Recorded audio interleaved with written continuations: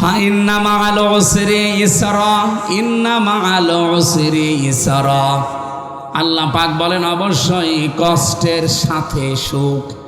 আল্লাহ কিন্তু কষ্টের পরে বলেন নাই, কষ্টের সাথে। এই জন্যে উসরুন এ শব্দের আগে আল্লাহ মা দিয়েছেন, এর সামনে আল্লাহ আলিফ লাম লাগিয়ে দিয়েছেন। একটু ভালো করে খেয়াল করেন, আলেম যারা আছে তাদেরকে বলছে আল্লাহ কেন কষ্টের সাথে সাথেই ইসরা দিলেন সুখ, কিন্তু সুখের আগে আলিফ লাম আল্লাহ দেয়নি, দিয়েছে? আলেম যারা আছেন কোনোদিন এভাবে আপনি ভাবেননি? আমি যতগুলো তাফসির মিলিয়েছিলাম আমিও পাইনি। পরবর্তীতে জনাব এটিএম আজহারুল ইসলাম জেলখানার ভেতরে আমার একটা বই পড়তে দিয়েছিল, এরকম একটা বই ওনাকে পড়লাম, পড়ে এই বিষয়টা ওই দিন আমি ক্লিয়ার হয়েছি। আল্লাহ রব্বুল আলামিন এখানে মা দেওয়ার আগে কেন আলিফ লাম দিয়েছেন, মার পরে পরে আলিফ লাম দিয়ে কষ্টটাকে আল্লাহ মারেফা নির্দিষ্ট করে দিলেন। কিন্তু ইসরা এই যে সুখের কথা বলতে গিয়ে আমার আল্লাহ কিন্তু আর আলিফ লাম দেয়নি। মুফাসসিরিন ইকরাম বিশেষ করে ফি জিলালিল কোরআনের সাইয়্যিদ কুতুব জানাতে চেয়েছেন, দুনিয়ার ময়দানে কেউ যদি একটা কষ্ট সহ্য করে তিনটা কারণে, কয়টা? আপনি যদি তিনটা কারণে একটা কষ্ট সহ্য করে থাকেন দুনিয়ায়, মাস্ট বি আপনার জীবনে আমার আল্লাহ কমপক্ষে 10 থেকে 70টা সুখ শান্তি একেবারে সাথে সাথে রেডি করে রেখেছেন। আমি আবার বলছি, কারণ আল্লাহ নিজে আবার বলেছেন ইন্না মাআল উসরি ইসরা, অবশ্যই কষ্টের সাথে সাথে সুখ। একবার বললেই তো হয়ে যেত, আল্লাহ রিপিট করলেন কেন? এবার আসেন আমরা মূল কথায় যাচ্ছি। পৃথিবীতে আমরা যারা কষ্ট সহ্য করছি, আমি আবার বলছি এদিকে তাকান, একটা কষ্ট যদি দুনিয়ায় কেউ সহ্য করে তিনটা কারণে, কয়টা? আরো জোরে বলেন। আপনি কষ্ট পেলেই হবে না, এই তিনটা কারণে কষ্ট করা লাগবে। এই তিনটা কারণের যে কোনো এক কারণে যদি দুনিয়ায় আপনি কষ্ট পান, আল্লাহ পাক বলেন মাস্ট বি, এই জন্য ইন্না লাগিয়েছেন। এরপরে মার পরে পরে আমার আল্লাহ আলিফ লাম দিয়ে নির্দিষ্ট করে দিয়েছেন কষ্ট তোর হবে একটা, কিন্তু ইসরার আগে আলিফ লাম না, এটা অনির্দিষ্ট, এটা না কেরা। তোর জন্যে কমপক্ষে 10 থেকে 70টা শান্তি, সুখ, স্বস্তি, নিরাপত্তা, কল্যাণ। এখানে প্রায় 33টা অর্থ আছে। এগুলো তোর সাথে আমি একটার পরে একটা রেডি করে রেখেছি, দেবই দেবই। এ গ্যারান্টি কার? বলেন বলেন। কোনো চিন্তা নেই, কোনো হতাশা নেই। ওয়ালা তাহিনু ওয়ালা তাহজানু ওয়া আনতুমুল আ'লাউনা ইন কুনতুম মুমিনিন। আমি আয়াতটা পড়ার পরে এই আলিফ লামটা নিয়ে বেশি বেশি ভাবি। আল্লাহ বলেন ওয়ালা তাহিনু, হীনমন্য হবা না, ভেঙ্গে পড়বা না, নিজেকে ছোট মনে করবা না। ওয়ালা তাহজানু, চিন্তাও করবা না। কি ওয়া আনতুম, তোমরাই, আ'লাউনা, এখানে শব্দ কিন্তু আরবি গ্রামার দিয়ে যদি আপনি বানিয়ে নেন তাহলে আয়াতটা ভুল। কি কথা বুঝতেছেন? আয়াত কিন্তু এখানে ঠিক হচ্ছে না, ওয়া আনতুম আ'লাউনা হবে। এর আগে আলিফ লাম দেওয়া ঠিক হয়নি। কারণ মারেফা যদি হয়, মুবতাদা মারেফা হলে খবর সব সময় নাকেরা হয়। এখানে আমার আল্লাহ আলিফ লাম দিয়ে খবরটাকেও নাকেরা বানিয়ে দিয়েছেন। আল্লাহ জানাতে চেয়েছেন এখানে, আপনি এটা বালাগাত মান্তেকের ভেতরে পাবেন। খবর যদি কোনো সময় মারেফা হয়ে যায় তাহলে ইফিদুল হাসরা, হাসরের ফায়দা দেবে, বাংলা অর্থ দাঁড়াবে হবে, শেষে হস্যাই লাগাতে হবে, নাই তো অর্থ মিলবে না। আল্লাহ বলেন কোনো চিন্তা নেই, নিজেকে হীনমন্যতায় ভোগাবে না, কষ্ট পাবে না, কোনো দুঃখ পাবে না, কোনো ভয়ও পাবে না, তোমরাই বিজয়ী হবে। এই গ্যারান্টি কার? বলেন বলেন। তোমাদের জীবনে সুখ আসবে, শান্তি আসবে, কল্যাণ আসবে, স্বস্তি, নিরাপত্তা আমি আল্লাহ দেবই। শেষে হস্যাই। এই জন্য ইন্না মা আলিফ লাম ইসরা, কিন্তু উসরা, কিন্তু ইসরার আগে আর নেই। ভালো করে বসেন। দুনিয়াতে আপনি যদি সত্যিই কষ্ট পেয়ে থাকেন, একটা আবার বলছি, একটা কষ্টের সাথে সাথে সুখ পাবেন, শান্তি পাবেন কমপক্ষে 10টা, আর উর্ধে গেলে 70টা। এবার আপনি মিলান, আপনার কষ্ট যদি হয় আল্লাহর জন্যে, আপনার কষ্ট যদি হয় রাসূলুল্লাহর জন্যে, আপনার কষ্ট যদি হয় মানবতার জন্যে, এই 3টা কারণে কষ্ট পেলে মাস্ট বি আপনার পেছনে সুখ আল্লাহ একেবারে ধাবমান করে রেখেছেন। কষ্ট পেলেই তার সাথে সাথে শান্তি, সুখ আল্লাহ একটার পর একটা দেবে। কয়টা কারণে? বলেন বলেন বলেন বলেন। আল্লাহর জন্যে পাওয়া লাগবে কষ্টটা, রাসূলুল্লাহর জন্যে, মানবতার জন্যে। এর বাইরে যদি কেউ কষ্ট পায় তার সাথে আল্লাহ সুখ দেবে, কথা আমি কোরআনে পাইনি। হাসিনাও কিন্তু কষ্ট পেয়েছিল যেদিন চলে যায়, কষ্ট পায়নি? কি কম দম দেখেছেন? আবার বলছিল যে আমার কি দোষ। আমি একটা ভিডিও দেখছিলাম, একজন বলছে তোর এমন কোনো দোষ নেই যে তোর নেই। না, আমি আবার বলছি ভাই, কষ্ট পেলেই হবে না, কষ্ট মহিলাও পেয়েছে, কষ্টের পরে শান্তি না নেই। কিন্তু যারা 3টা কারণে কষ্ট পেয়েছেন আমি নিজে প্রমাণ।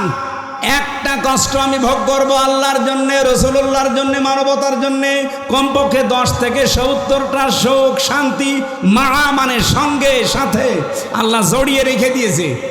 আমি যা কষ্ট পেয়েছি এক একটা যদি কষ্টের জন্যে 70টা শান্তি আমার আল্লাহকে দেয়, এই দুনিয়াতে যদি 10 থেকে 70 টাকার সুখ আল্লাহ আমাকে দেয়, বলেন কত সুখ শান্তি পেতে এখনো বাকি আছে। আর আমি সুখী হব, শান্তি পাবো পরিপূর্ণ ওই দিন, যেই দিন দেখবো আল্লাহর এই কালাম দিয়ে 56,000 বর্গ মাইল চলছে। আমরা ওই দিন পরিপূর্ণ সুখী এবং শান্তি পাবো না? বলেন বলেন। সুতরাং আমরা তো চাই এইটা কায়েম হোক। রব্বুল আলামিন বলেন, ইন্নামাল মুমিনুনা আল্লাযীনা আমানু বিল্লাহি ওয়া রাসূলিহি, অবশ্যই আমি আল্লাহর দৃষ্টিতে, এদিকে তাকান, আমি আল্লাহর দৃষ্টিতে মুমিন তারা কারা? ইন্নামাল মুমিনুনা আল্লাযীনা। এবার আমি আরবি গ্রামার দিয়ে আয়াতটা আপনাদেরকে বালাগাত মান্তিক দিয়ে বোঝাতে চাই। ইন্নার পরে যদি মা আসে, বাংলা অর্থ দাঁড়ায় একমাত্র, কেবলমাত্র, শুধুমাত্র, এরাই। যদি মাটা আল্লাহ না দিত আমি আয়াতের ব্যাখ্যা করতে ইন্না বাদে দিয়ে দিতাম। আল্লাহ ইন্না দেওয়ার পরে মা দিয়ে এটা একেবারে নির্দিষ্ট করে দিয়েছেন, একমাত্র, কেবলমাত্র, শুধুমাত্র, এরাই। আল্লাহ বলেন এরাই আমি আল্লাহর দৃষ্টিতে মুমিন। কারা? আল্লাযীনা আমানু বিল্লাহি ওয়া রাসূলিহি, যারা আমি আল্লাহর প্রতি ঈমান এনেছে, আমার রাসূলের প্রতি ঈমান এনেছে। এখন আমার প্রশ্ন, এখানে যারা আমরা আছি অন্য ধর্মের লোক একটু কমই আছে নাকি আছে? অন্য ধর্মের লোক আছে, থাকতে পারে হালকা, কিন্তু আমরা যারা 100 জনের এখানে প্রায় 90 জন বসে আছি, তারা সবাই আল্লাহতে বিশ্বাসী। বলেন বলেন। তাহলে এই আয়াতটা আল্লাহ প্রথমেই দিলেন কেন? যে আমার দৃষ্টিতে তোমরা সবাই মুমিন না, মুমিন তারা যারা আমি আল্লাহকে বিশ্বাস করো। তাহলে আমরা শোনার পরে তো আমাদের এখানে নড়াচড়ার করা কথা না, যে আমাদের জন্য আল্লাহ বলেন নাই, বলেছে ওই হিন্দুদের জন্য, খ্রিস্টানদের জন্য, কিন্তু না। প্রিন্সিপাল সাহেব যদি কাউকে ডেকে বলে, এই রে কেবল ভর্তি হয়ে গেলে আবার ভর্তি হও, ও যদি বিচক্ষণ হয় ছেলেটা চিন্তা করবে, কি গো কেবল ভর্তি হয়ে আসলাম, প্রিন্সিপাল আমারে আবার ভর্তি হতে বলে, অবশ্যই আমার মনে হয় বাবার নাম ভুল হয়েছে, অথবা আমার এলাকার নাম কোনো জায়গায় ভুল হয়েছে। সঙ্গে সঙ্গে দপ্তরের কাছে যে বলবে, দেখি ভর্তির কাগজটা দিন, আমি আগে ঠিক করে দেখি। কিন্তু কোনো পাগল ছাগল যদি হয় ভর্তি, মাথা খারাপ, তার কাটা, ও বলবে কি স্যার আপনি কি বলেন, কেবল ভর্তি হয়ে আসলাম, কি কথা বলছেন না কেন? আমরা তো আর পাগল ছাগল তার কাটা না, আমরা বিচক্ষণ মানুষ। আমরা ইমানের কথা শুনলে একটু চিন্তা করা দরকার। আমাদেরকে আল্লাহ যেহেতু একমাত্র, কেবলমাত্র, শুধুমাত্র এরাই বলে ডাক দিলেন, তাহলে আমি আবার ইমান আমার আছে তো, আমার একটু নড়াচড়া করা, অফিস আদালতে যাওয়া, প্রিন্সিপালের কাছে যাওয়া, অথবা কেরানির কাছে যাওয়া একটু দরকার আছে না নেই?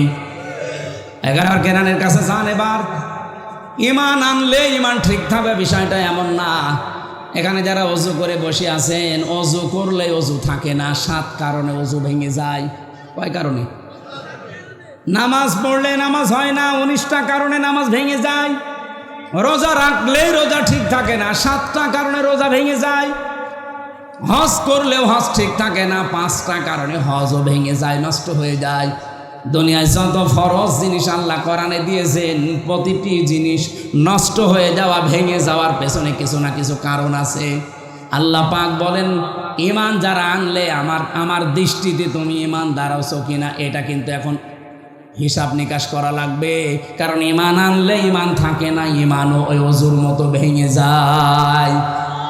ঈমান ভেঙে যায় 10টা কারণে। কয়টা?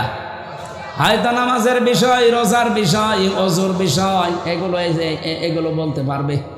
বলেন তো, স্যারকে জিজ্ঞাসা করেন ঈমান ভেঙে যায় যে 10টা কারণে বলতে বলেন।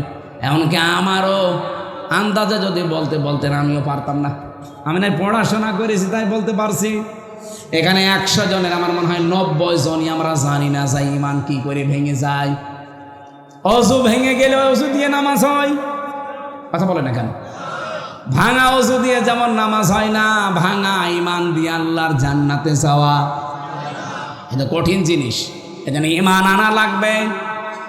ঈমান যদি কেউ আনতে চায়, 1 নম্বরে আল্লাহ পাক বলেন, আমি আল্লাহর ওপরে যারা ঈমান এনেছে, আমি আল্লাহর কোনো বিধানের ওপরে তাদের কোনো সন্দেহ থাকবে না। আমাদের সন্দেহ না, আমরা মিথ্যা প্রমাণ করার জন্য উঠে পড়ে লেগেছি আল্লাহর বিধানকে। এদেশের রাজনৈতিক একটা বড় দলের বড় দায়িত্বশীল কথা বলেই ফেলেছে অলরেডি যে কোরআনের সাথে রাজনীতির কোনো সম্পর্ক নেই, বলে নাই? অথচ আমার এই ছোট মাথার ভেতরে কোরআনের সাথে রাজনীতির সম্পর্ক নেই মানে কোরআন রাজনীতি করা লাগবে কোরআন দিয়ে, এটা আমি 918 জায়গায় পেয়েছি। আর এত বড় বড় মাথা নিয়ে বসে আছে, ওরা বলে কোরআনের সাথে রাজনীতির কোনো সম্পর্কই নেই। তাহলে আপনার ঈমান আছে? আপনি সন্দেহ করলেই যেখানে আল্লাহর দৃষ্টিতে আর ঈমানদার থাকেন না, আপনি সেখানে অবিশ্বাস করে বসে আছেন। আমি আবার বলছি, রিপিট করছি, সন্দেহ করলে যদি ঈমান না থাকে, অবিশ্বাস করলে থাকার কথা। কত বড় কঠিন শাস্তির কথা আছে সূরা আরাফের 40-41 নম্বর আয়াতে। আমার গা শিউরে ওঠে এই মানুষগুলোর কথা শুনলে।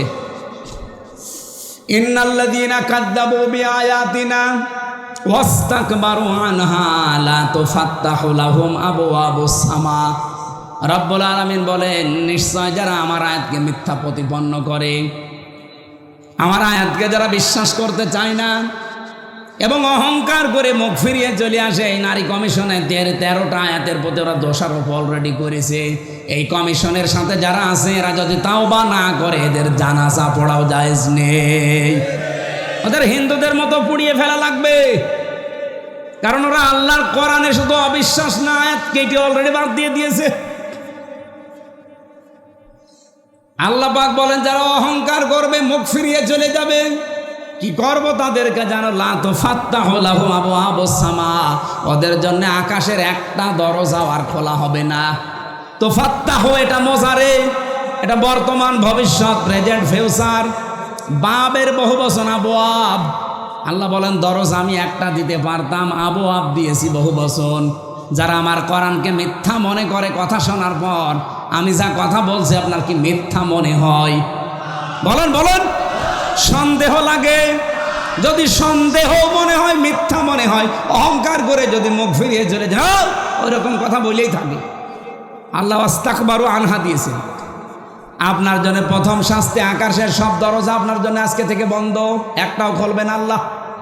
আকাশের দরজা না খুললে আপনার আমল উঠবে কি করে? এতটুকু তো আল্লাহ শেষ করে দেননি, ওয়ালা ইয়াদখুলুনাল জান্নাহ, এরা জান্নাতেও যাচ্ছে না, যাবেও না। ইয়াদখুলুনা এটাও মজারে, বর্তমান, ভবিষ্যৎ, প্রেজেন্ট, ফিউচার। কতদিন আপনি জান্নাতে যাচ্ছেন না, যাবেন না? বলেন তো। এরকম সন্দেহ করে, এরকম অবিশ্বাস করে, অহংকার করে যারা মারা যায়, এই মানুষগুলোর আমল আখলাক তো আকাশে ওটা বন্ধ। এদের জন্য জান্নাতের দরজা বন্ধ। আমি যত এখান থেকে কাবার ইমাম দিয়ে দোয়া করাই, ওর আমল তো আর, ওই দোয়াও তো আর আকাশে উঠবে না, কারণ ওর দরজা সব। বলেন বলেন। লা তুফাত্তাহু লাহুম, হোম দিয়েছেন, এটা জমির, বহু বছর। এরকম চরিত্র যাদেরই হবে, আল্লাহ রসুলের কোনো কথা শোনার পরে শুধু সন্দেহ না, অবিশ্বাস না, শুধু সন্দেহ যদি করে, আল্লাহ বলেন আকাশের দরজা শুধু বন্ধ করবো তা না, যালিকা বিআন্নাহুম কারিহু মা আনজালাল্লাহু ফাআহবাতা আ'মালাহুম। সূরা মুহাম্মদের 9 নম্বর আয়াতে আছে, 26 নম্বর পারা 6 নম্বর পৃষ্ঠার 12 নম্বর লাইনে আল্লাহ বলেন যারা আমার নাজিলকৃত কোনো কথা অবিশ্বাস দূরের কথা, কেউ যদি এরকম মন খারাপ করে, মন খারাপ যদি করে, কারিহু, আল্লাহ বলেন ফাআহবাতা আমালাহুম, ওর জীবনের যত ভালো ভালো কাজ ছিল সব আমি বাড়ি আমার খোল কুষ্টিয়া, আপনার বাড়ি খোল না, এত দূরের থেকে মহব্বত তৈরি করে দিয়েছে কে? কোরআনের সাথে যাদের মিলে যায় আমি তো তার কথাই বলবো। আপনি কোরআনের কথা শোনার পরে যদি সন্দেহ করা, মন খারাপ করা, কারিহু বিমা আনজালাল্লাহ, কেউ মন খারাপ করলেও ফাআহবাতা আমালাহুম, ওর একটা আমলও থাকবে না, সব নষ্ট হয়ে যাবে। কত মানুষের নষ্ট হয়ে গেছে, এখনো যাচ্ছে, আপনারটা যাচ্ছে কিনা আপনি বলেন তো? ওয়ালা ইয়াদখুলুনাল জান্নাহ, আল্লাহ শেষ করে দেননি, জান্নাতে তো যাবেই না, কতদিন পর্যন্ত যাবে না আল্লাহ একটা উদাহরণ দিয়েছেন।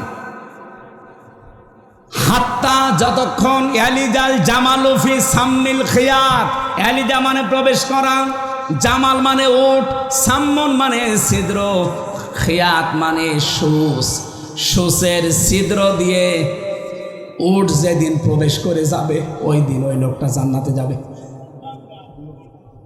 সুসের ছিদ্র দিয়ে চোখ খারাপ থাকলে সুতায় পরাতে পারে না, সেখানে উট যাওয়া সম্ভব। কি উদাহরণ আল্লাহ সেট করেছেন, ওয়াকাযালিকা নাজিল মুজরিমিন, পাপিষ্ঠদেরকে আল্লাহ এইভাবেই শাস্তি দেবেন। এই জন্য ঈমান যারা এনেছেন আল্লাহর প্রতি, আমানতু বিল্লাহি কামা হুয়া বিআসমাইহি ওয়া সিফাতিহি ওয়া ক্বাবিলতু জামিআ আহকামিহি ওয়া আরকানিহি, সাবধান হয়ে যান আজকে থেকে আল্লাহর কোনো বিধান শোনার পরে সন্দেহ, আর রাসূলুহু এবং তার রাসূলের উপরও সন্দেহ করে না। বিশ্বনবীর নিজের 23টা বছরের নবুয়তের জিন্দেগীর 13 বছর আপনি মানেন, 10 বছর মানতে গেলে আপনার কাছে কষ্ট হয়। আপনি এখনো আল্লাহ রসুলের দৃষ্টিতে একমাত্র, কেবলমাত্র, শুধুমাত্র এরাই যে আল্লাহর দৃষ্টিতে মুমিন আপনি হতে পারেননি। সুম্মা লাম ইয়ারতাবু, যারা সন্দেহ করে না, ওয়াজাহাদু বিআমওয়ালিহিম ওয়া আনফুসিহিম ফি সাবিলিল্লাহ, যারা চেষ্টা করে, সাধনা করে, সংগ্রাম করে, জিহাদ করে, প্রচেষ্টা চালায়, জান আর মাল দিয়ে আল্লাহর জমিনে আল্লাহর দিনকে কায়েম করার জন্য তার রাস্তায়। এবার আসেন, ফি সাবিলিল্লাহ আল্লাহ না দিলেও আমি অর্থ করতে পারতাম, কেন তিনি সাবিলিল্লাহ লাগিয়ে দিলেন? কারণ আল্লাহর রাস্তা ছাড়া এই জমিনে এমনও রাস্তা আছে যেখানে মানুষ অর্থ সম্পদ জীবন খরচ করছে, তাদেরও কষ্ট হয়। মানুষের তৈরি করা আইনের জন্য যারা দল করে, যারা চেষ্টা করে, যারা সম্পদ খরচ করে, যারা মিছিল মিটিং করে, যারা ভোট করে, তাদের কষ্ট নেই। এক কথা বলেন না কেন? এই জন্য আল্লাহ রাস্তাটা লাগিয়ে দিয়েছেন ফি সাবিলিল্লাহ, আল্লাহর রাস্তা হওয়া লাগবে।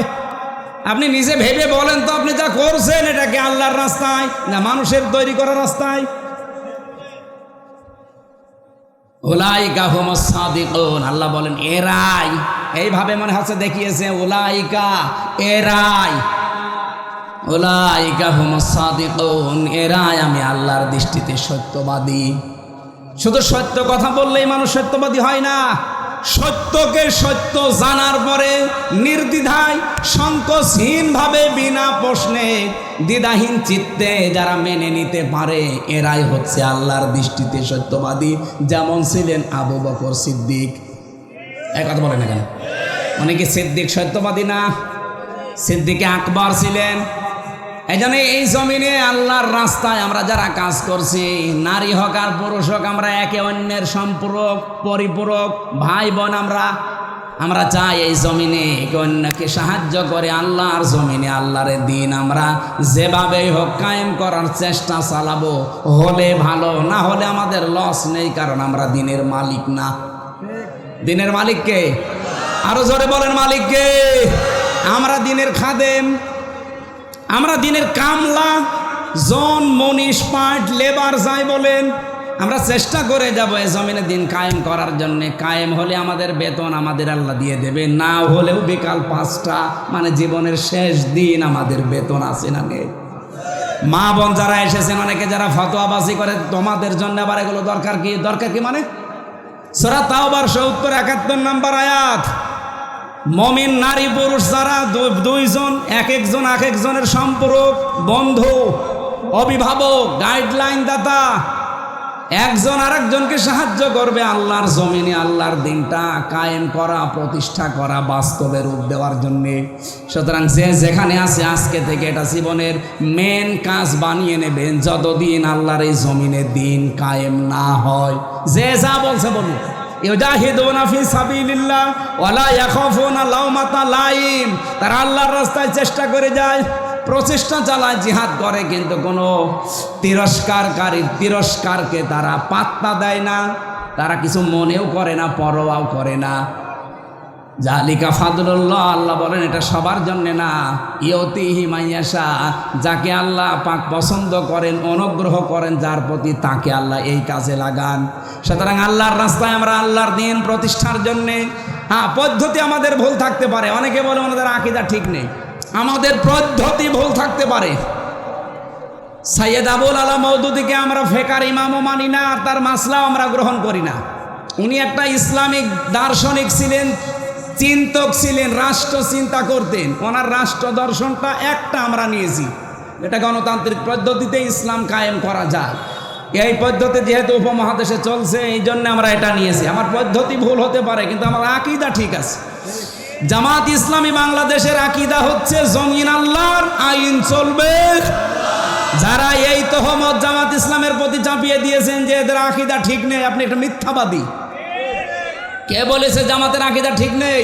এদের আকীদা আল্লাহর জমিন, এখানে কায়েম হবে আল্লাহর বিধান, জমিন যার, হুকুম তার। এর বাইরে যদি আকীদা থাকে উনি আমাকে বলুক, আজকে ওনাকে আমি তালাক দেব। বলেন, ওনারা জিজ্ঞাসা করেন, তো জামাত ইসলামের একজন দায়িত্বশীল, জমিন যার, আইন তার, এর বাইরে আপনার আকীদা আছে? আপনি আন্দাজে মিথ্যা তহমত লাগিয়ে দেন। এই মিথ্যা কথাটা ছড়িয়ে এই মুসলিম দলটাকে দুর্বল করে রেখেছে। এখন মানুষ যেহেতু সচেতন, তো বুঝে ফেলেছে, কারণ এরা ফাঁসির রশি গলায় নিয়ে 2 ঘন্টা 2.5 ঘন্টা ঘুমায়। বাংলাদেশে 1110 কিলোমিটার এই দেশটা। টেকনাফের একেবারে শেষ গ্রাম থেকে আমি গাড়ি ছাড়লাম, পঞ্চগড়ের তেতুলিয়ার বাংলা বান্ধা পোড়াটা আমি চালিয়েছি, 1110 কিলোমিটার হয়। আমি হিসাব করে দেখলাম পোড়াটা আল্লাহর নাম কমপক্ষে 13 মিনিট 10 সেকেন্ড একাধারে আল্লাহর নাম উচ্চারণ হয়। ওই যে আজান হয়, টেকনাফ থেকে যদি আরম্ভ হয় আজান দেওয়া, শুরু হতে হতে একেবারে পঞ্চগড়ে যে কমপক্ষে 13 মিনিট 10 সেকেন্ড একাধারে আজান হয়। একাধারে আজান হলে যদি আল্লাহর নাম হয়, সঙ্গে সঙ্গে কার নাম বলা লাগে? রাসূলুল্লাহর নাম। আশহাদু আল্লা ইলাহা ইল্লাল্লাহ বললেই হয় না, বলা লাগে আশহাদু আন্না মুহাম্মাদার রাসূলুল্লাহ।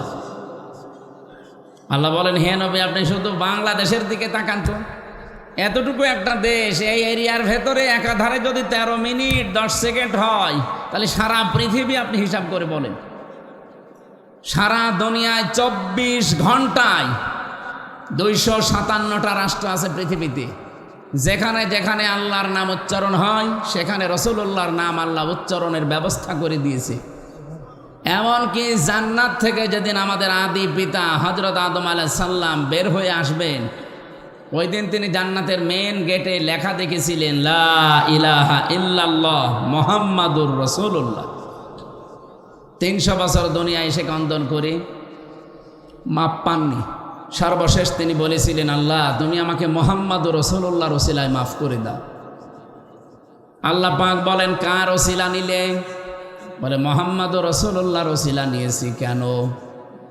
কারণ আমি জান্নাত থেকে বের হওয়ার সময় দেখেছি এই নামটা তোমার নামের পাশে লেখা। ওই দিনই বুঝেছিলাম নামটা হয়তো তোমার নিকটবর্তী কেউ হবে। আল্লাহ পাক ওই দিন জানিয়েছেন, হে আদম, যার নাম নিয়ে তুমি ওসিলা দিলে এ কিন্তু তোমারই সন্তান হবে, পরবর্তীতে এই পৃথিবীতে তাকেও আমি আল্লাহ পাঠাবো। তোমাকে শুধু পাঠিয়ে আমি শেষ করে দেয়নি। ফামান তাবিআ হুদায়া ফালা খাউফুন আলাইহিম ওয়ালা হুম ইয়াহজানুন।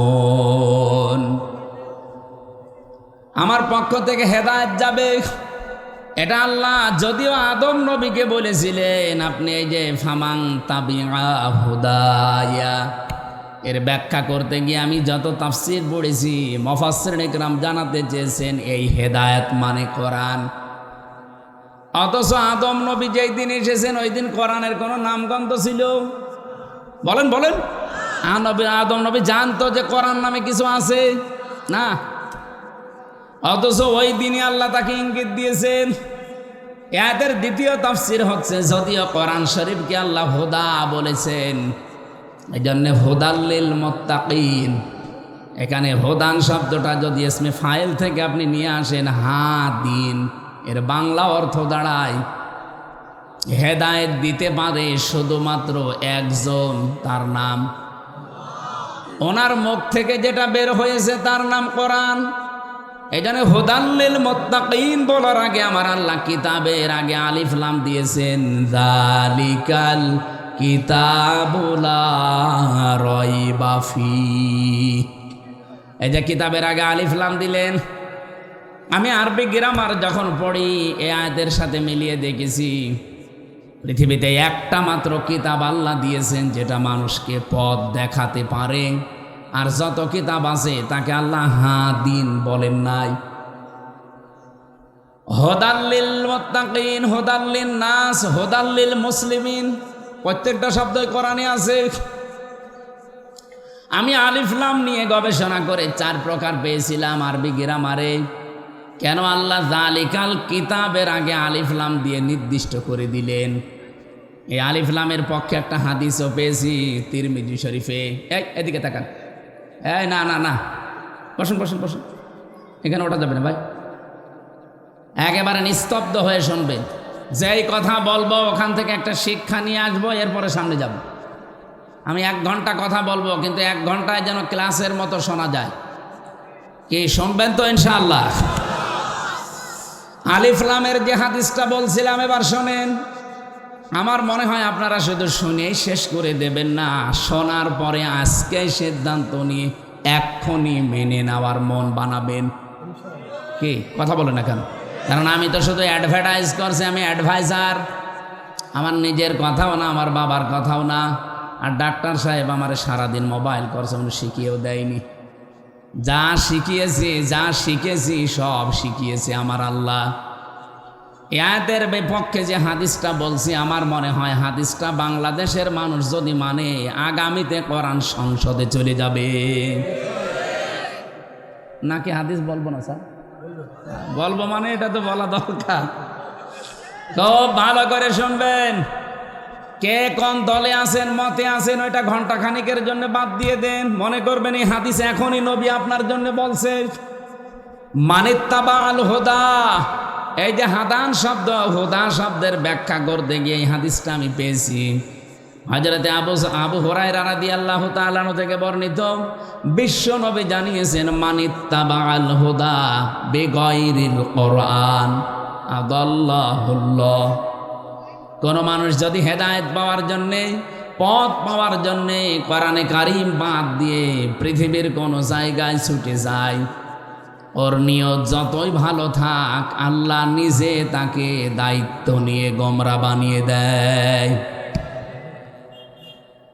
জরুরি না হলে পরে আসেন, পরে আসেন, 5 মিনিট পরে আসেন। মানে এই বিষয়টা আগে, আজকের আলোচনার সামারাইজ বিষয়টা এটা। শব্দের দিকে খেয়াল করে করে আমি যখন মিলাই, আমি চিন্তা করলাম নবীজি দল্লা শব্দ কেন দিলেন না? দল্লা ইয়াদিল্ল শব্দ যদি দিতেন, 84 মুজাররদ থেকে বাপটা আসলে বাংলা অর্থ হতো আপনি নিজেই নিজেকে খারাপ বানিয়ে ফেলেছেন। কিন্তু আদল্লা ইয়াদিল্ল বাবে ইফাল থেকে যখন শব্দ আসে, যেহেতু স্যার বিষয় কামেল পাস, আদাল্লাহ ইউদিল্ল বাবে ইফাল থেকে আসলে এই বাবের খাসিয়াত হচ্ছে 9টা। কওমি মাদ্রাসায় যারা ভালোভাবে পড়েন তারা বাপগুলো হয়তো দেখেছেন। এই 9টা খাসিয়াতের প্রথম খাসিয়ত এই খাসিয়াত হচ্ছে আল্লাহ নিজে দায়িত্ব নিচ্ছে। আদাল্লাহ ইউদিল্লু, দল্লা শব্দ হলে বাংলা অর্থ হয়তো আপনি নিজেই নিজেকে খারাপ বানিয়েছেন, আর আদাল্লাহ আসলে বাংলা অর্থ দাঁড়াবে আল্লাহ নিজে আপনাকে খারাপ বানিয়েছে।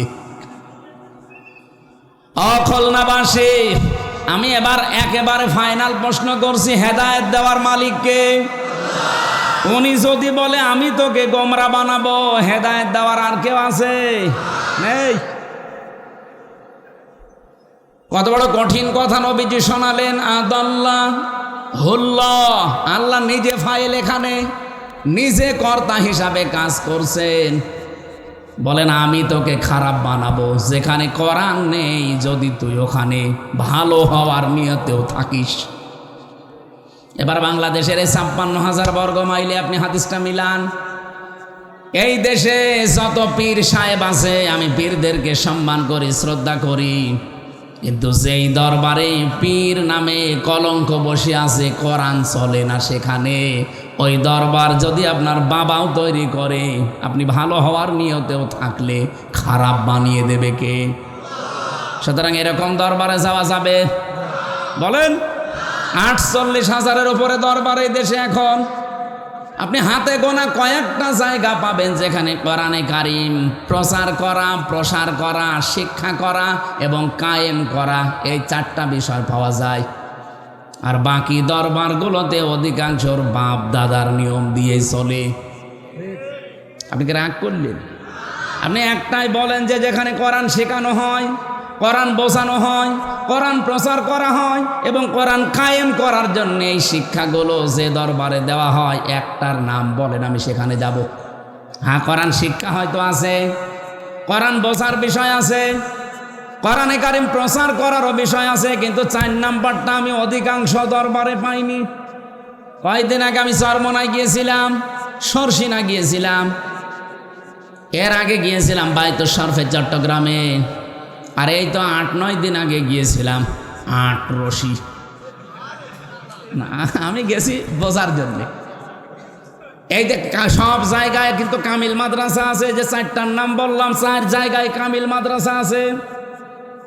1 থেকে মাস্টার্স পর্যন্ত তারা পড়ায়। হ্যাঁ, কোরআনের শিক্ষা তারা দেয়। কোরআন কি করে বোঝা লাগবে সেই শিক্ষাও সেখানে আছে।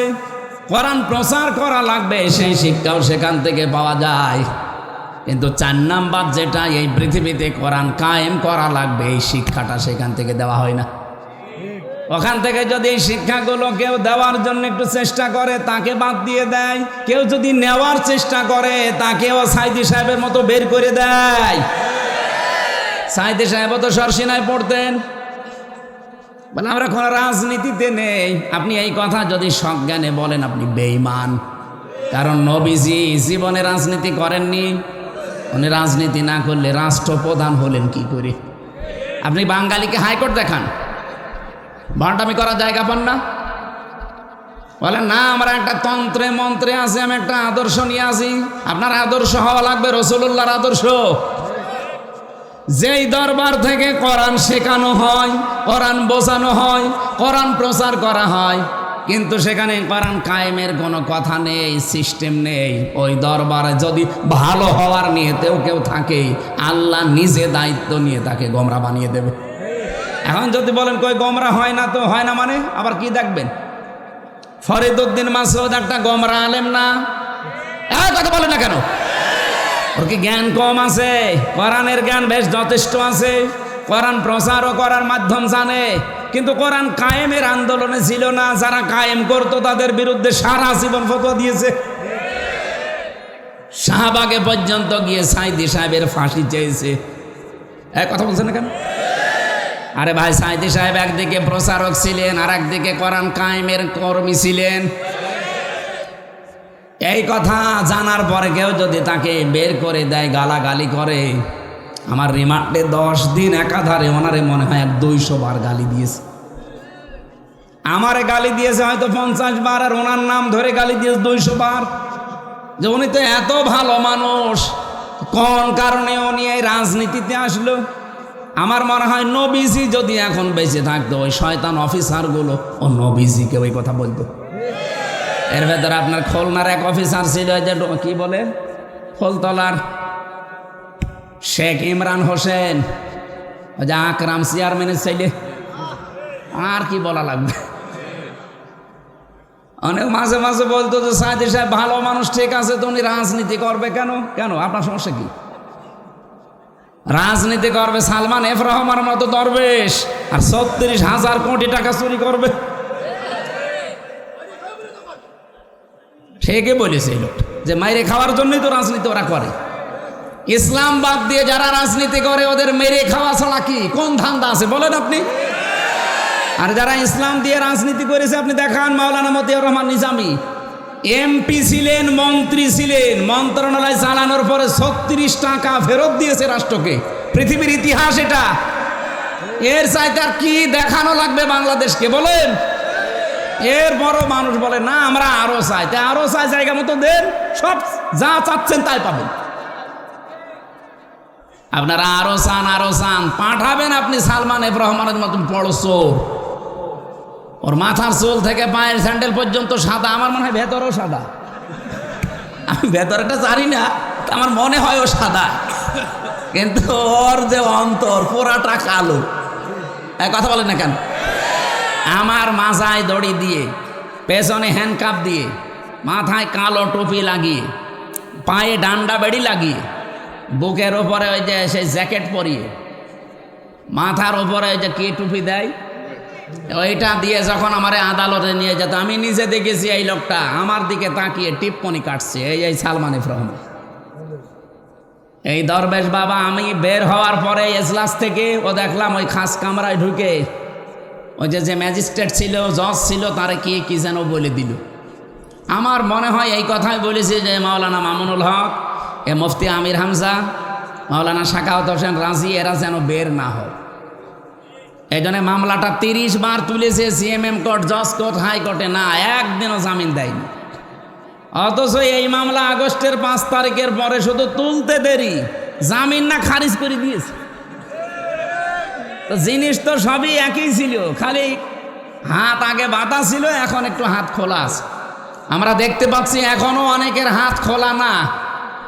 এই জন্যে এটিএম আজহার সাহেবের রায় আজকে ২৭ তারিখ পর্যন্ত আবার পেছিয়ে গেল। এর পেছনে যারা হাত বেঁধে রেখেছেন, এই হাতগুলো আমরা চাই আবু সাইদের মতো এভাবে খুলে দেওয়া লাগবে। এটা হবে তখন আগামীতে যখন এই কোরআনটা সংসদে যাবে, যারা দায়িত্বে থাকবে সবার হাত থাকবে খোলা। কথা বলেন না কেন? হাত বাঁধা থাকলে কি হয়? হাত বাঁধা থাকলে কি হয় আমি তো দেখলাম এই ৩ বছর, আর হাত খোলা থাকলে কি হয় এই 1 বছরে টের পেলাম। এই জন্য আমরা চাই আগামীতে যারা আসবে, এখনো যারা আছে এদের হাত অনেকের বাঁধা। কি কথা বলছেন? প্রতিবেশী নামে একটা কলঙ্ক পেয়েছি আমরা, তামাম দুনিয়ার নিকৃষ্ট একটা প্রতিবেশী আমরা পেয়েছি। এই শয়তানদের সাথে যারা আলোচনা করে তাদেরকে ওরা মুক্ত করে দেয়। দেখেন ফাঁসির আসামি পর্যন্ত, মার্ডার মামলার আসামি সব বেরিয়ে চলে আসছে। আর একটা মাজলুম মানুষ এটিএম আজহারুল ইসলাম, তার যে সাক্ষী, এটা পৃথিবীর অষ্টম আশ্চর্য জিনিস, কারণ ৬ কিলোমিটার দূর থেকে সাক্ষী দিয়েছে। আমার মনে হয় ওর চোখে শকুনের চোখ লাগানো ছিল, তাও তো সম্ভব না। কি আশ্চর্য সাক্ষী! আর সাক্ষীগুলো যে বানানো মিথ্যা, এটা তো আমি নিজে ভিকটিম। কারণ আমার যে 4 জন সাক্ষী, আমার মামলা ছিল আমি আনসারুল্লাহ বাংলা টিমের প্রধান, অথচ সাতাশে কি আমি জানি না। এরপরে ওরা কিন্তু মিথ্যা সাক্ষী জোগাড় করেছিল কুষ্টিয়া 4 জনকে। আমার মামলার যেদিন আমার রায় হবে ওই দিন ঠিক ওই 4 জনকে নিয়ে এসেছে। আমি ওনাদেরকে জীবন ওই দিন প্রথম দেখলাম। বললাম যে ভাই আপনি কোনোদিন আমার দেখেছেন? বলছেন না। আমার নাম শুনেছেন? বলছে হ্যাঁ শুনেছি। নাম শুনি আপনি সাক্ষী দিয়ে দিলেন যে আমি বাংলা টিমের প্রধান ছিলাম, তার সারা বাংলাদেশে। আপনি কি বাংলা টিম কিছু বোঝেন? বলছে না। না মানে আপনি কিছু বোঝেন না, আমার চেনেন না, আর আপনি সাক্ষী দিতে চলে এসেছেন? বলছে আমার যা যা বলেছে আমি তাই তাই করছি। এই ছিল দেশের অবস্থা। এটিএম আজহারুল ইসলামেরও এই অবস্থাই, কিন্তু বাঙালিকে বারবার হাইকোর্ট দেখাচ্ছে। যারা দায়িত্বে আছেন আমরা জানি পেছনে কারা। রাঘব বোয়াল আছে, এই দেশে যারা রক্ত দিয়েছে তারা ইসলামপন্থী মানুষদের ছেলে মেয়েরা। কথা বলে না কেন? সুতরাং আগামীতে আর কোনো হাইকোর্ট আমরা দেখতে চাই না। এই 15.5 বছরে যারাই জেলে ছিল এই রাজনৈতিক মামলায়, এই হাসিনার প্রতি হিংসার কারণে প্রত্যেককে বিনা কারণেই ছেড়ে দেওয়া লাগবে। এদের কিসের বিচার? বিচারপতি যেখানে পালিয়ে যায়, মামলার আয়ও পালিয়ে যায়, মামলা যারা রিমান্ডে নিয়েছিল তারা পালিয়ে গেছে, এমনকি রাষ্ট্রপতি সাবেক সেটাও পালিয়ে গেছে কালকে। এরপরে আবার মামলা থাকে কোন যুক্তিতে আমি তো খুঁজে পাই না। আমাদের দেওয়ালে যদি পিঠ থেকে যায় না, তখন আর কিন্তু এই পানি পড়া, তেল পড়া, আপেল পড়ায় কাজ হবে না। গত কয়েকদিন আগে নারায়ণগঞ্জে মনে হয় যে বাড়িতে ছিলাম, ওই বাড়িওয়ালা 2টা ছেলে আছে ওনার, আর একটা ছেলে পেটে 6 মাস ছন করে, ওইটাও ছেলে। তো লোকটার খুব আশা যেন এবার মেয়ে হয়। একটা পানির বোতল আর একটা আপেল নিয়ে বলছে, হুজুর এমনভাবে আপেল পড়ে দেন যেন এবার আমার মেয়ে হয়। আমি বললাম, আমি কি ডাউনলোড করে দেব? এটা যদি আমার হাতে থাকতো যে আপেল পড়ে দিলে, পানি পড়ে দিলে ছেলে মেয়ে হয়ে যায়, মেয়ে ছেলে হয়ে যায়, তাই আমার 3টা মেয়ে হইতো না। আমি ওই 2টার পরে বহু দোয়া করেছিলাম যে এবার যেন ছেলে হয়, তারপরে হয়নি। আমি সারাদিন দরকারে ম্যাডামরা খালি আপেল খাওয়াতাম না। সম্মানিত ভাইরা, আমরা আর হাইকোর্ট দেখতে চাই না এই বাঙালি জাতি। আগামীতে চাই এই নিরপরাধ মানুষকে সসম্মানে মুক্ত জীবনে ফিরিয়ে দেওয়া হোক। এটা যদি কারো কাছে রাজনীতি মনে হয়, হ্যাঁ এটা আমার রাজনীতি। যদি এটা মনে করেন যে এটা ধর্ম ব্যবসা, হ্যাঁ এটা আমার ধর্ম ব্যবসা। আমি নিরপরাধ মানুষের পক্ষে কথা বলতে চাই। এই কথা বলেন না কেন? তারেক জিয়া নিরপরাধ ছিল, ছেড়ে দিয়েছেন, আমরা খুশি হয়েছি। ম্যাডাম খালেদা জিয়া নিরপরাধ ছিল, ছেড়ে দিয়েছেন, খুশি হয়েছি। আমরা চাই আজহার সাহেব নিরপরাধ, ছেড়ে দেওয়া লাগবে। কারা চান দেখি? লিল্লাহে তাকবীর।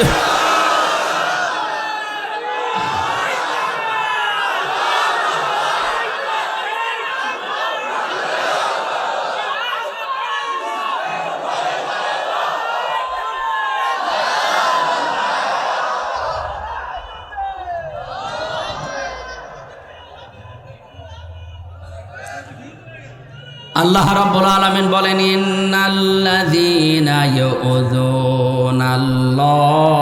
ওয়া রাসূলাহু লা'আনাহুমুল্লাহু ফিদ দুনিয়া ওয়াল আখিরাহ ওয়া আ'আদ্দা লাহুম আযাবাম মুহিনা। এদিকে তাকান ভাই, আমি কোরআন থেকে শিক্ষাগুলো বের করেছি। আল্লাহ বলেন, নিশ্চয় যারা ইউযুনা, আজা মানে কষ্ট দেওয়া, ইউজু এটা মোজারি বর্তমান, ভবিষ্যৎ, প্রেজেন্ট, ফিউচার। রব্বুল আলামিন এখানে 2টা কাল সমন্বয় করে শব্দটা বানিয়েছেন। নিশ্চয় যারা কষ্ট দিচ্ছে আল্লাহ এবং রসুলকে, এবং সামনেও দেবে না, কিছু লাগবে না। লা'আনাহুমুল্লাহু ওয়া রাসূলুহু, লা'আনাহুমুল্লাহ, আল্লাহ বলেন আমি নিজে লানত করি, বরদোয়া দেই। ফিদ দুনিয়া ওয়াল আখিরাহ, দুনিয়া এবং আখিরাতে। ওয়া আ'আদ্দা লাহুম আযাবাম মুহিনা, আর তাদের জন্য অপমানজনক শাস্তি আমি আল্লাহ রেডি করে রাখি। এই 54 বছরে যেহেতু আল্লাহর বিধানটা এই জমিনে কায়েম হয়নি, আল্লাহর কষ্ট হচ্ছে না? কথা বলেন না কেন? জমিনের মালিক যিনি, বিধান দিয়েছেন তিনি, তার বিধান আজ পর্যন্ত এদেশে এই 54 বছরে আমরা 92% মুসলমান দাবি করার পরেও কায়েম করতে পারি নাই। আপনার কাছে, নিজের কাছে জিজ্ঞাসা করে দেখেন যে আল্লাহর কষ্ট হচ্ছে কিনা। আল্লাহ দিয়েছিলেন এইটাই পৃথিবীতে এই জমিনে কায়েম করার জন্যে, একটা বিধান আজ পর্যন্ত কায়েম করতে পারলাম না। আমরা যেগুলো নিয়ে বাড়াবাড়ি করি, বেশি ফতোয়াবাজি করি, একটা প্রশ্নও কিন্তু আল্লাহ কবরে ওই সম্পর্কে জিজ্ঞাসা করবে না। আপনি নামাজ নিয়ে বাড়াবাড়ি করছেন, হয়তো নামাজের সিস্টেম নিয়ে, মোনাজাত নিয়ে, আমিন নিয়ে, বিভিন্ন রকম জিনিস নিয়ে আজ বাড়াবাড়ি ছাড়াছাড়ি আছে না নেই? রোজা নিয়ে আছে, হজ নিয়েও আছে, জাকাত নিয়ে আছে, অথচ একটা বিধান সম্পর্কে এখনই মরে গেলে আমার আল্লাহ একটাও জিজ্ঞাসা করবে না।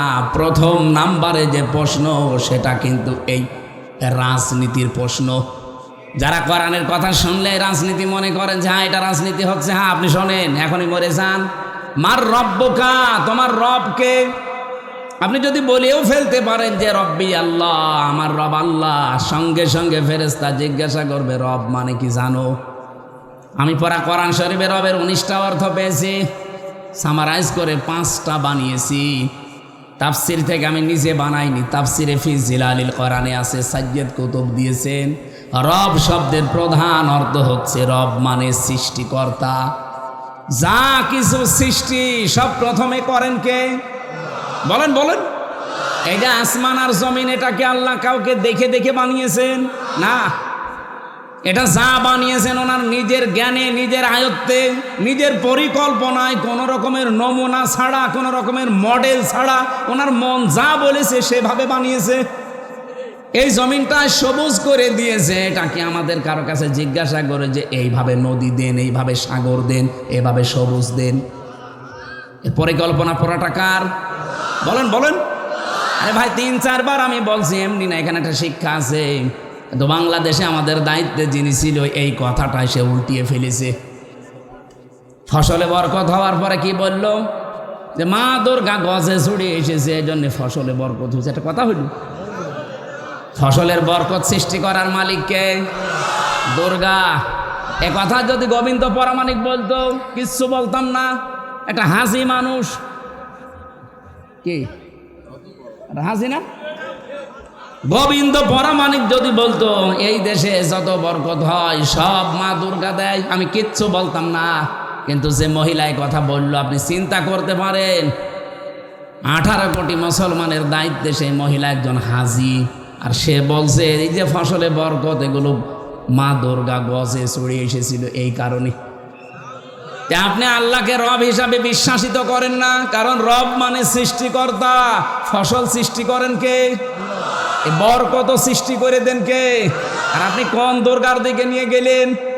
কবরে যান, আল্লাহর কসম আপনি রব্বি আল্লাহ বললে টিকবে না, কারণ আপনি আল্লাহকে সৃষ্টিকর্তা মানেন না, বিশ্বাসও করেন না। আপনি সৃষ্টিকর্তা মানেন দুর্গাকে। কথা বোঝা গেছে? একটা একটা করে সিরিয়াল করে আপনি অর্থগুলো মিলাবেন। 2 নম্বর পেয়েছি, রব মানে আইনদাতা। রব মানে, এটা কি নামাজ রোজার প্রশ্ন? বলেন বলেন। আপনি চিন্তা করে দেখেছেন কবরের প্রথম প্রশ্ন রাজনৈতিক প্রশ্ন? যে তোমার রবকে যেই জিজ্ঞাসা করার পরে আপনি জবাব দিতে যাবেন, সঙ্গে সঙ্গে কিন্তু এই জবাবটা ফেরেশতারা বলবে যে রব মানে আইনদাতা। তোমার যে দেশ, এই দেশে আল্লাহর কোন আইন চলতো একটু বলো। 2-1টা আইন যদি হাংসিক একটু চলেও, নারী কমিশনের নাম নিয়ে এই শয়তানরা আরো সব পাল্টিয়ে দিয়েছে। কে কি দিয়েছে শয়তান পর্যন্ত আমার মনে হয় এখন হাসতেছে যে এ কি গো, আমিও তো এত নিচে নামি নাই। ওদের 318 পৃষ্ঠা আমি পোড়াটা পড়েছি। এই 7-8 দিনে পোড়াটা পড়ে আমি এতটুকু পেয়েছি যে ওখানে 13টা কোরআনের আয়াত ওরা ভুল ধরেছে। আলালাহুল খালক ওয়াল আমর আয়াতটা ওরা পাল্টাতে চায়। ওরা বলছে দেহ আমার, সিদ্ধান্ত আমার। অথচ আল্লাহর কোরআন জানিয়েছে সূরা আরাফের 54 নম্বর আয়াতের যা মাঝের অংশে আছে, আলালাহুল খালক ওয়াল আমর, এ পৃথিবী বানিয়েছি আমি, এখানে সিদ্ধান্ত চলবে কার? তা আপনি আয়াতটা পুরো পাল্টিয়ে দিলেন। 15.5 বছর যারা ছিল তাদেরও তো এত বড় দুঃসাহস হয়নি। সুতরাং এদেরও দুঃসাহস হইতো না। এদের পেছনে রাঘব বোয়াল কারা আছে আমরা জানি। আপনি চিন্তা করতে পারেন, এই যে 26টা কোরআনের আয়াতের বিরুদ্ধে কেস দিয়েছিল ইন্ডিয়া, সেই প্রসেসে 13 কত হয়? ওরা 26টা দিয়েছে, এরা হাফ দিয়েছে। এটাও তো একটা মামলা। এরা পাল্টিয়ে ফেলতে চায় এগুলো।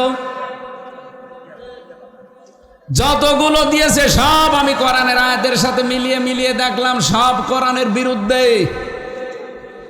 এই জন্য রব হিসাবে আপনি যদি বলে ফেলেন যে আমার রব আল্লাহ ছিল, আল্লাহর ফেরেশতারা মানবে না। বলবে কি বললি? একটা আইন তোর দেশে ছিল না, আর কি করে বলিস আমার রব আল্লাহ? 2 নম্বরের প্রশ্নটাও রাজনৈতিক। অমা দিন ওকা, তোমার দিন কি, জীবন ব্যবস্থা কি? দিন মানে শুধুমাত্র ধর্ম না, দিনেরও 17টা অর্থ আছে। আমি আর এই কিতাবের ভেতরে আমি লিখে রেখেছি দিনের 10টা অর্থ প্রধান। একটাও আমাদের সাথে কবরে গেছে মিলছে না। আর আপনি কথা শুনলেই শুধু রাজনীতির গন্ধ খোঁজেন, যেদিন ধরা খাবেন ওই দিন আমার কথা মনে হবে। বলছে ঠিক। 3 নাম্বারটাও রাজনৈতিক প্রশ্ন। অমান হাজার রজুল, এই লোকটা কে ছিল? আপনি যদি বলেন ও হাজা নাবিয়না মুহাম্মাদুর রাসূলুল্লাহ, ইনি আমাদের নবী মুহাম্মাদুর রাসূলুল্লাহ, এবার ওনার জীবনটা আল্লাহর ফেরেশতারা সামনে নিয়ে আসবে। ওনার 1 থেকে 63 বছরের ভেতরে অন্তত 40 থেকে 63, এই 23 বছর মাস্ট বি আপনাকে মানায় লাগবে। কি কথা বলছেন না কেন? যারা আলেম ওলামা আছে বলেন তো, 1 থেকে 40 বছর পর্যন্ত যদি আপনি রসুলকে না মানেন কোনো অসুবিধা নেই, কিন্তু 40 থেকে 63 যেই দিন উনি নবী হয়েছিলেন ওই দিন থেকে মৃত্যুর আগ পর্যন্ত এই 23 বছর 1 সেকেন্ডও বাদ দিতে পারবেন না। অনেকে বলে হুজুর আমরা 13 বছর মানি, খালি মায়ের খেয়েছে আমরাও খাবো, কিন্তু বাকি যে 10 বছর উনি মায়ের দিয়েছে এইটার ভেতরে আমরা নেই। এটা রাজনীতি কেন? 13 বছর মায়ের খেয়েছে রাজনীতি মনে হয় না, আর 10 বছর মায়ের দিয়েছে রাজনীতি মনে হয়। আমার মনে হয় এই পাগলগুলোকে পাবনা ছাড়া আর কোনো জায়গায় পাঠানো যাবে না। আমার ভাইরা, আপনি রাজনীতির গন্ধ যাই খোঁজেন না কেন, 3টা প্রশ্নই কিন্তু রাজনৈতিক। আইনদাতা, এই মা দিন ও কায়ের বাস্তব অর্থ হচ্ছে তোমার জীবন ব্যবস্থা কি ছিল। 3 নম্বরে যে প্রশ্নটা রসুলকে দেখিয়ে করা হবে, এর বাংলা অর্থ হচ্ছে তোমার নেতা, তোমার আদর্শ কে ছিল। একটা আমাদের এই প্রশ্নের জবাবগুলো ঠিক নেই। ও খুলনাবাসী, যেহেতু আমার বিভাগের মানুষ আপনারা, একটু ভালোবাসি বেশি আপনাদেরকে, বারবার আহ্বান জানাই আমি একেবারে সরাসরি বাংলা ভাষায়, আসেন আমরা এই 3টা প্রশ্নের জবাব একটু ঠিক করে নেই। একটাও যেহেতু ঠিক নেই, কি নিয়ে আপনি হাঁটতেছেন কবরের দিকে? ফাইনা তাযহাবুনা ইন হুয়া ইল্লা যিকরুল লিল আলামিন, কোন দিকে যান? ফিরে আসেন আল্লাহর এই জিকির কোরআনের দিকে। আসা যাবে না? হ্যাঁ বলেন, আসা যাবে না? যে কথা তুললাম এই জায়গা থেকে, বাংলাদেশের যে দরবারে যাবেন আমি নিষেধ করি না, কিন্তু যে দরবারে কোরআন নেই, কোরআনের কর্মসূচি নেই, ওই দরবারে গেলে আপনাকে খারাপ বানিয়ে দেবে আল্লাহ নিজে। এর প্রমাণ হচ্ছে কুষ্টিয়ার লালনের মাজার, ওটাও একটা দরবার। এই খুলনা বাগেরহাট যশোর থেকে কত মানুষ যাচ্ছে তো ভালো হওয়ার নিয়তে যায়, কিন্তু ভালো হওয়ার পরিবর্তে ওখানে আরো মানুষ খারাপ হয়। খারাপ হয় এই কারণে, কারণ ওখানে কোরআন নেই, কোরআনের কর্মসূচি নেই, ওখানে চলে শুধু গাঁজা। এই কথা বলছেন না কেন? আমি যতগুলো দেশ ঘুরেছি এই ছোট্ট জীবনে, বহু দেশ আল্লাহ আমাকে নিয়েছে। তাম পৃথিবীতে 257টা দেশের ভেতরে অন্তত 50টা দেশ আমি ছোট্ট এই জীবনে দেখেছি। পৃথিবীর কোনো দেশে এইভাবে একেবারে মানে এত আরামে গাঁজা খাওয়া যায় দুনিয়ায় আমি কোনো জায়গায় পাইনি। মানে পুলিশ পাহারা দিয়ে খাওয়ায়। তাহলে আপনি কি বুঝলেন এখান থেকে আজকে? কোরআন যেখানে নেই ওই দরবার যদি আমার বাবাও তৈরি করে, আমি ওই দরবারে আজকে থেকে আর, আমি যদি ভালো হওয়ার নিয়তেও থাকি আমাকে খারাপ বানিয়ে দেবে কে? এ পর্যন্ত ঠিক আছে, পরেরটা বলবো। হ্যাঁ, বাংলাদেশে এখন 73টার উপরে রাজনৈতিক দল, 49টা নিবন্ধিত, বাকিগুলো আছে নিবন্ধনের বাইরে। সবচাইতে বড় অবিচার করা হয়েছে, আমাদের নিবন্ধন ছিল একটা দলের, সে নিবন্ধন পর্যন্ত জালেমরা কেড়ে নিয়েছে। 13 তারিখে একটা রায় আছে, আমরা চাই এই অবিচার যেন আর না থাকে। আমরা চাই অবিচার আর না করে আগে ওদের বৈধ জিনিস বৈধভাবে ফেরত দেন। ওদের দাড়ি পাল্লা ন্যায় ইনসাফের প্রতীক, এটা ওরা কোরআন থেকে নিয়েছে। কি সাবেক আমিরে জামাত ভারপ্রাপ্ত একজন ছিলেন আব্বাস আলী খান, নাম শোনেন? জয়পুরহাটে বাড়ি। উনি জীবিত অবস্থায় একটা বক্তব্যে শুনেছিলাম, প্রশ্ন করছে একজন যে আপনারা এত মার্কা দুনিয়ায় থাকতে দাড়ি পাল্লা নিলেন কেন? উনি বলছে আমরা নেইনি, এটা কোরআনে আছে। সূরা হাদীদের 25 নম্বর আয়াতে আল্লাহ দাড়ি পাল্লা নামে একটা মার্কাই দিয়ে দিয়েছেন। রাসূলদেরকে আল্লাহ পাঠিয়েছেন যে সমস্ত জিনিস নিয়ে, তার ভেতরে এই ন্যায় বিচার করার মানদণ্ড, এই যে মিজান যেটা বলা হয়, এ মিজান না, এটাও এক মিজান। মিজান মানে হচ্ছে সমতা। আমার খুতবার ভেতরে এই শব্দটা ছিল, আসসামা রাফাহা ওয়া ওয়াদাআল মিজান।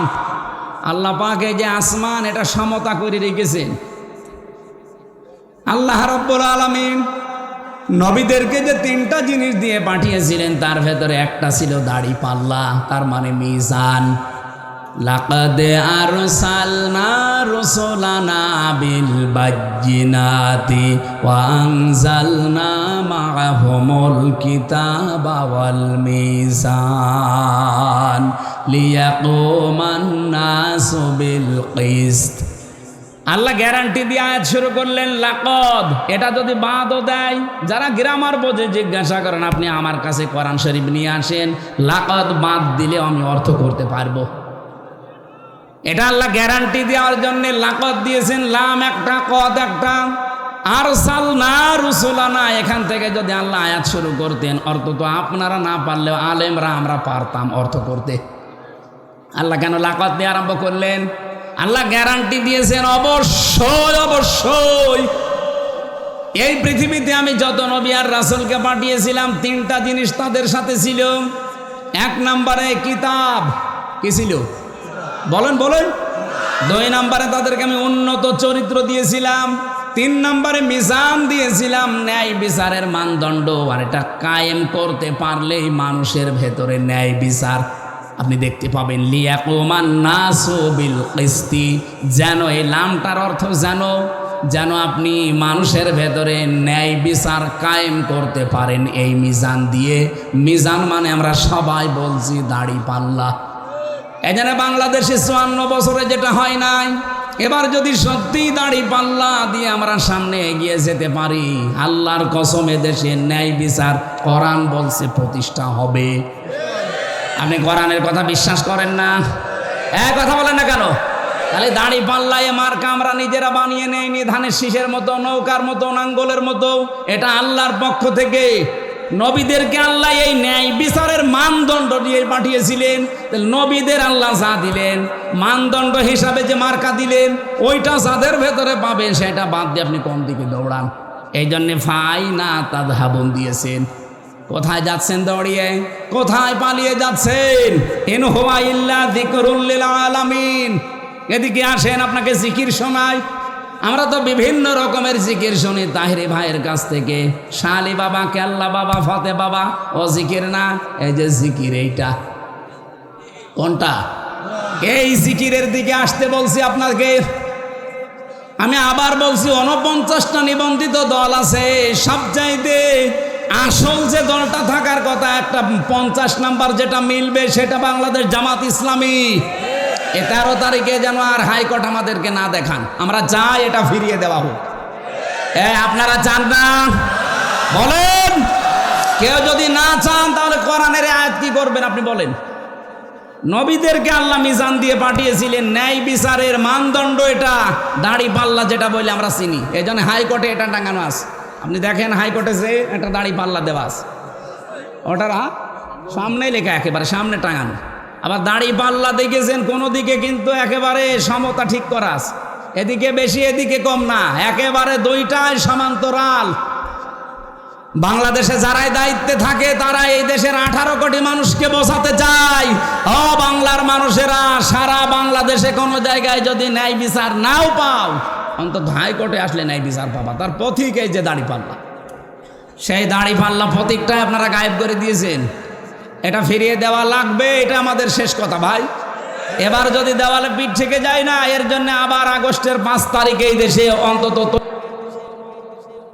এবার আসেন 73টা দলের ভেতরে সব মিলে আমি বলছি ভাই, কাউকে উদ্দেশ্য করে না, সবাইকে মিলে বলছি, যেই দলের কর্মসূচিতে কোরআন নেই কোরআন কায়েমের কোনো নিয়ম নীতি নেই। ওই দল যদি আমার বাবাও কায়েম করে, আমার বাবাও প্রতিষ্ঠা করে, ওই দলে আমি ভালো হওয়ার নিয়তেও থাকবো না।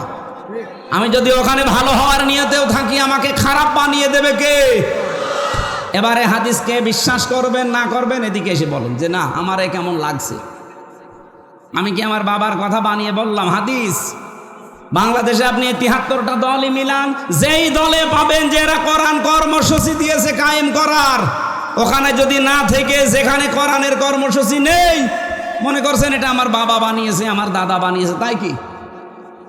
ওখানে আপনার ভালো হওয়ার নিয়তেও থাকা যাবে না। তাহলে আপনাকে গোমরা বানাবে, খারাপ বানাবে কে? ওয়াজ হয়ে গেছে না? এরপরও যদি কেউ না বোঝার ভান করে থাকেন, এদিকে আসেন, কানের নিচে এমন জোরে দুইটা দেব না, সব বুঝে ফেলবে। তো বাংলায় বলার পরেও বলে যে আমরা বুঝি না। কি আশ্চর্য গো! নাম ধরে ধরে বলা লাগবে আপনাদের। বলেন আপনি ৭৩টা দল বাংলাদেশে এখন ধর্মীয় এবং জেনারেল মিলে, যেই দলের কর্মসূচিতে কোরআন কায়েমের কথা লেখা আছে, ওটা যদি আমার বাবাও তৈরি করে আমি আসি, না করলেও আসি, কারণ নির্দেশ আল্লাহ এবং রসুলের। আর এর বাইরে যাবেন, যতই ভালো হওয়ার নিয়ত আপনার থাক, আপনাকে খারাপ বানিয়ে দেবে আল্লাহ সরাসরি নিজে। এই জন্যে আদাল্লাহুল্লাহ, এখানে ফাইল কর্তা আল্লাহ সরাসরি নিজে। আমার হাদিসটা পড়লে খুব ভয় হয়। বাংলাদেশে বহু মানুষকে আল্লাহ নিজে গোমরা বানিয়ে দিচ্ছে, কারণ এই হাদিস শোনার পরেও তারা ফিরতে চায় না। এক কথা বলেন না কেন? তাহলে আজকে খুলনার মানুষেরা একটা সিদ্ধান্ত নিয়ে বাড়ি যাওয়া যাবে না, সেই দলে কোরআন নেই। ওই দল যদি আমার বাবাও প্রতিষ্ঠা করে, ওই দলে আমি আর নেই। কারা কারা পারবেন এই সিদ্ধান্ত নিতে?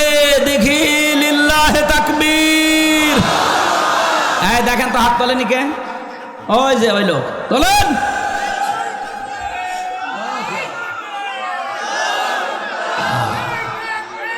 তাকবীর আর লাগবে না ভাই, তাকবীর লাগবে না, এই মাহফিল হয়ে গেছে। এরপরে যদি বলেন হুজুর না আপনি কথা বলেন, আমি কি কথা বলবো? মাহফিল তো শেষ। এইটা মেনে নিলে সামনে আপনি মাওলানা মতিউর রহমান নিজামের মতো মানুষ দেখতে পাবেন। এইটা মেনে নিলে অধ্যাপক মিয়া গোলাম পরওয়ারের মতো মানুষ দেখতে পাবেন, যাদের ৪ আনা দুর্নীতি এই ৫ বছরের ভেতরে পাওয়া যায়নি। আর এগুলো বাদ দিয়ে দেখেন, আরে ভাই আমি বাংলায় বলছি, আপনার মন খারাপ হোক আর খুশি হোক ওটা আমার দেখার দরকার নেই, যেটা পেয়েছি সেটা বলছি।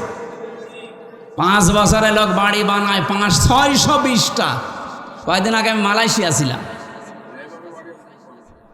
ড্রাইভারের বাড়ি ১২টা না, এই ৬২০টা। আপনি চিন্তা করেন স্যার, আমি ওই যে হোটেলে যেয়ে উঠলাম, নিচে একটু নেমেছি, একটু চা মা খাবো বলি, ও আল্লাহ, নিচে নেমে দেখে ২ শয়তান বসে চা খাচ্ছে। কি গো হুজুর, আমরা আগেই পালিয়েছি। আপনি আগেই পালালেন কেন? আপনার না ৬২০টা বাড়ি, ওই চট্টগ্রামে বাড়ি ওইটা।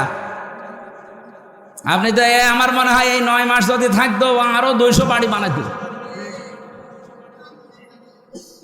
আপনাদের অধ্যাপক মিয়া গোলাম পরওয়ার সাহেবের বাড়ি বাংলাদেশে কয়টা? এক বাড়ি থাকার সময় পায় না। আর ওই শয়তানরা ৬২০টা বাড়ি বানিয়েছে গো আল্লাহ। একে জিবরাইলের সাথে লাইন ছিল এদের। আগামীতে এরকম সুযোগ আর কেউ যেন না পায়। অনেকে এই সুযোগ নেওয়ার জন্য বিভিন্ন রকমের ধান্দা খুলতেছে।